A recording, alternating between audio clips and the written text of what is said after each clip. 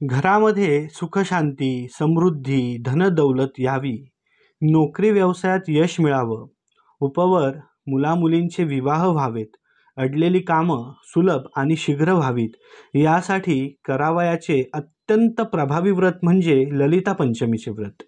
ललिता देवी हे राधेचेच एक रूप आहे.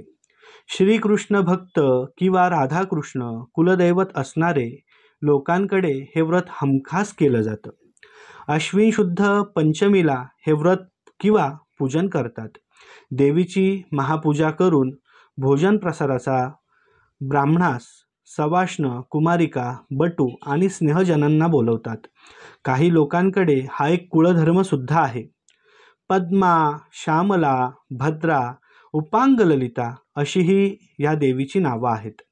कुंकवाच्या करंडकाचे झाकण घेऊन त्याची ललिता देवी म्हणून प्रतिकात्मक स्वरूपात पूजा करतात. त्यासाठी चौरंगाला केळीचे किंवा कर्दळीचे खुंट लावून मखर सजवतात. त्यावर निळ्या रंगाचे कापडावर तांदळाचे अष्टदल कमल करून त्यावर कलश स्थापन करून पूर्ण पात्रात लक्ष्मी प्रतिमा किंवा कुंकवाच्या करंड्याचे झाकण ललिता देवी म्हणून स्थापन करतात व त्याची यथाशक्ती गंध, अक्षदा, हळद कुंकू, धूप, दीप, नैवेद्य, दुर्वा, विविध प्रकारची फुलं अर्पण करून पूजा करतात. त्यावेळेस पुढील मंत्र म्हणतात. तो मंत्र आपण जाणून घेऊया. नीलकौशम वसनाम हेमां मां कमलासनाम भक्तानां वरदा नित्यं ललिता चिंतयाम्यहम्. नीलकौशम वसनाम हेमां मां कमलासनाम भक्तानां वरदा नित्यं ललिता चिंतयाम्यहम्. याचा अर्थ काय आहे? तर कमळावर अधिष्ठित निळे रेशमी वस्त्र परिधान करणारी, सुवर्णकांती असणारी, भक्तांना नेहमी वर देणारी अशा ललितेचे मी चिंतन करतो.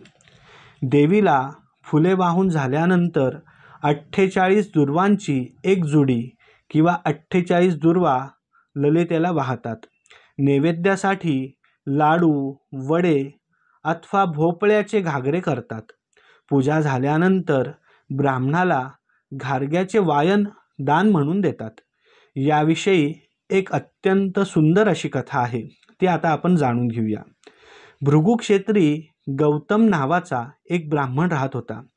त्याला म्हातारपणी श्रीपती आणि गोपती असे 2 पुत्र झाले. नंतर वृद्धापकाळाने ब्राह्मणाचा मृत्यू झाला. त्याची पत्नी सती गेली. त्यामुळं ही लहान मुले पोरकी झाली. त्यांच्या चुलत्याने त्यांचे घरदार संपत्ती बळकावून त्यांना हाकलून दिले.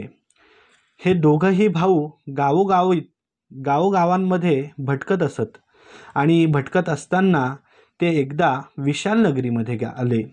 त्यांना विवेक नावाच्या ब्राह्मणाने आसरा दिला, राहण्याकरता जागा दिली, त्यांना विद्या संपन्न केले. विवेक ब्राह्मण दरवर्षी ललिता पंचमीचा कुळधर्म करीत असे. तोही या भावंडांनी शिकून घेतला. विवेकाला गुणवती नावाची अत्यंत सुंदर अशी कन्या होती. तिचा विवाह त्याने श्रीपतीशी लावून दिला. नंतर श्रीपती, गुणवती आणि गोपती पुन्हा आपल्या मूळ गावामध्ये परत येऊन राहू लागले. चुलत्याला पश्चाताप झाला आणि त्याने त्यांची बळकावलेली सर्व संपत्ती त्यांना पुन्हा देऊन टाकली व गोपतीचाही विवाह योग्य वधूबरोबर करून दिला. दोघेही भाऊ स्वतंत्र राहू लागले. मोठा भाऊ श्रीपती आणि गुणवती ललिता पंचमीचा कुळधर्म दरवर्षी करत असे. लहान भाऊ मात्र विषय लोपून आणि नास्तिक होता. तो कुळधर्म, कुळाचार हे काहीही करत नव्हता. त्यामुळं ललिता देवीच्या कृपेने श्रीपतीची धनदौलत वाढत गेली, तर लहान भाऊ गोपतीची संपत्ती पूर्णपणे लयाला गेली. त्याला आपली चूक समजावून आली आणि ती चूक लक्षात आल्यानंतर तो उपांग नगरीमध्ये गेला. तेथे उपांग ललिता मंदिरात राहून त्याने खूप मोठं तप केलं. उपांग ललिता देवी त्याच्यावरती प्रसन्न होऊन त्याला आशीर्वाद दिला. मग तो घरी आला. येणाऱ्या अश्विन शुद्ध पंचमीला त्याने ललिता पंचमीचे व्रत आणि पूजन केले. त्यामुळं देवी त्याच्यावरती प्रसन्न झाली. त्याचे घरदार, संपत्ती सर्व काही त्याला पहिल्यापेक्षा अधिक प्रमाणात प्राप्त झाले. तो दरवर्षी कुळधर्म कुळाचार समजून हे ललिता पंचमीचे व्रत अत्यंत श्रद्धेने आणि पूर्णपणे मनोभावे करू लागला. काही कथांमध्ये भंडारसुराचा वध करण्यासाठी ब्रह्मदेवाने याग केला होता. त्यातून ही देवी प्रगट झाली म्हणून तिला ब्रह्मदेवाची मानसकन्या असंही म्हणतात. तर काही लोक तिला अन्नपूर्णा म्हणजे पार्वती हिचा विवाह कामेश्वर म्हणजे भगवान शिवशंकराशी झाला म्हणून तिला कामेश्वरी देवी असंही म्हणतात.